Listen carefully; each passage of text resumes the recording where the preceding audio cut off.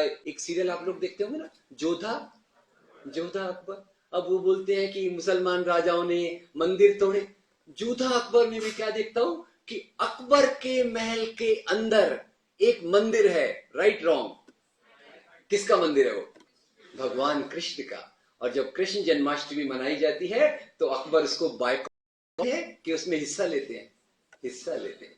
फिर एक दूसरा सीरियल चल रहा है, भारत का वीर पुत्र महाराणा प्रताप। अब ये मुझे पता नहीं महाराणा प्रताप जी को भारत शब्द पता था कि नहीं, ये मुझे पता नहीं, क्योंकि उनको तो केवल मेवाड़ का राज्य था। अब खैर, भारत का वीर पुत्र महाराणा प्रताप। और ऐसा कहते हैं जैसे महाराणा प्रताप जी ने जो लड़ाई की वो हिंदू धर्म के लिए की, हिंदू अस्मिता के लिए की। याद रखिए दोस्तों, ये लड़ाई हुई हल्दी घाटी के मैदान में। और मेरे सवाल ऐसे हैं कि जिनमें जवाब छुपा होता है, और आप लोग काफी इंटेलिजेंट हैं, आप लोग जवाब दे सकेंगे।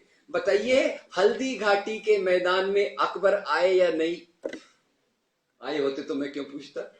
अकबर नहीं आए तो अकबर के बदले कौन आए? अकबर के बदले आए राजा मान सिंह। और राजा मान सिंह के असिस्टेंट सहायक का क्या नाम था? शहजादा सलीम। ये बात तो नौजवानों को जरूर पता होना चाहिए, शहजादा सलीम, क्योंकि वो इतिहास का एकमात्र प्रेमी राजकुमार है। राइट? ओके, तो इधर हो गए शहजादा सलीम और राजा मान सिंह, और इधर राणा प्रताप का जो साथ दे रहे हैं उनका नाम है हकीम खान सूर। दोनों तरफ हिंदू, दोनों तरफ मुसलमान। तो क्या ये हिंदू मुसलमान की लड़ाई है या दो राजाओं की लड़ाई है? ये लड़ाई धर्म के लिए है या सत्ता के लिए है? सत्ता के लिए। और अंग्रेज लोगों ने बड़ी चालाकी से लोगों के मन में डाल दिया कि ये दो धर्मों के कारण, दो धर्मों के राजा आपस में लड़ रहे हैं। वास्तव में देखा जाए तो मध्ययुगीन काल भारत की मिली जुली सभ्यता, संस्कृति, साहित्य, कला, धार्मिक परंपराओं के मेल जोल का एक बहुत बड़ा उदाहरण है। इस युग में, इसी काल में ऐसी चीजें हमारे बीच में मेल जोल से बनी जिसका कोई जवाब नहीं मिलता। और इसमें मैं एक सरल से बात से शुरुआत करूंगा। आपको पता होगा हमारे बंबई में, पता नहीं पूना में भी है ना, वो खाने पीने की एक चीज बहुत पॉपुलर है, वड़ा पाव। वड़ा पाव। और आपको ये भी पता होगा वड़ा पाव का अभी प्रमोशन होके शिव वड़ा पाव हो गया। राइट?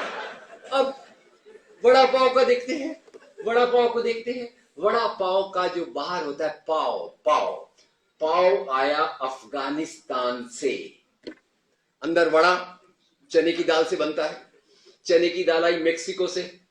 अंदर फिर आलू, आलू आया स्पेन से, और उसके अंदर स्वाद के लिए डालते हैं अदरक, जिंजर। और अदरक वहां से आई जहां से आजकल प्राय सब चीजें आती हैं, ओरिजिनल डुप्लीकेट दोनों। कहां से? चाइना। तो इतनी सारी चीजें आई और उतना हमारा प्यारा सा वड़ा पाव बना जिसके बगैर हमारे बंबई के लोग जी नहीं सकते। पूना का भी देखिए, मुझे पता नहीं है। ये हो गया वड़ा पाव। एक और चीज आपके मुंह में थोड़ा पानी ले आऊं, और वो है हैदराबाद में मिलती है बहुत ज्यादा, बिरयानी। Very good. बिरयानी जो है दोस्तों, बिरयानी आई ईरान से। ईरान से, ईरान में इसे कहते हैं बिरयान। बिरयान यहाँ आई तो हमारी तो आदत है चीजों को ज्यादा टेस्टी बनाना, ज्यादा स्वादिष्ट बनाना। हमने और टेस्टी बना के इसको बना दिया बिरयानी। खैर, ये खाने पीने की चीजें हो गई। अब थोड़ा मैं संगीत के क्षेत्र में आता हूं।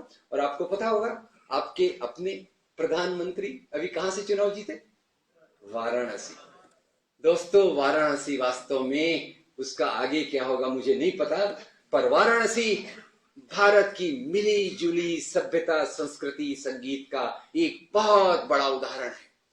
इसी वाराणसी में हिंदुओं की पवित्र नदी गंगा के किनारे हिंदू मंदिरों की सीढ़ियों पर बैठकर एक महान संगीतकार ने अपनी शहनाई बजाने की कला को विकसित किया। क्या नाम था उनका? उस्ताद बिस्मिल्लाह खान। अब उस्ताद बिस्मिल्लाह खान की इतनी प्यारी प्यारी कहानियां हैं। उनको हिंदू कहूं कि मुसलमान कहूं, सबसे ज्यादा मैं कहूंगा ये भारत की आत्मा का कोई प्रतिनिधित्व करता है तो इस प्रकार के लोग करता है। संगीत हो गया, फिर कविता। स्कूलों में हम कविताएं पढ़ते हैं, भाई एग्जाम में पास होना है कैसे तो भी, और फिर ऐसी पास तो हो गया एग्जाम में जो भी लड़खड़ाते हुए। पर बाद में 1992-93 के बाद मुझे याद आया कि मैंने स्कूल में भगवान कृष्ण के ऊपर कुछ कविताएं पढ़ी थी, और उन कविताओं के लिखने वालों के नाम मुझे याद आए। एक नाम जो याद ऑफ कोर्स सबको आता है सूरदास, पर दो नाम मुझे और याद आए। एक नाम है रहीम खान खाना, दूसरा नाम है रस खान। रस खान नाम है, रस खान कविता किस पे लिख रहे हैं? भगवान श्री कृष्ण पे। पुरानी बात जाने दीजिए, आज पर आ जाता हूं फिर से। वो मेरी फेवरेट फिल्म लगान। लगान, और आपको पता होगा लगान में वो अपना क्रिकेट मैच का टेंशन और एग्जाम का टेंशन साथ साथ चलता है ना, दोनों बराबर टाइप के रहते हैं। Last but one day of the cricket match, गांव के लोग टेंशन में हैं। जब भी टेंशन में तो अपन जाते हैं पूजा पाठ करने। गांव के लोग भी पहुंच गए मंदिर। कौन से मंदिर गए? कृष्ण भगवान। और वहां उन्होंने कौन सी आरती गाई? ओ पालनहारे निर्गुण और न्यारे। जरा सोचिए इस कविता के लिखने वाले का नाम क्या है?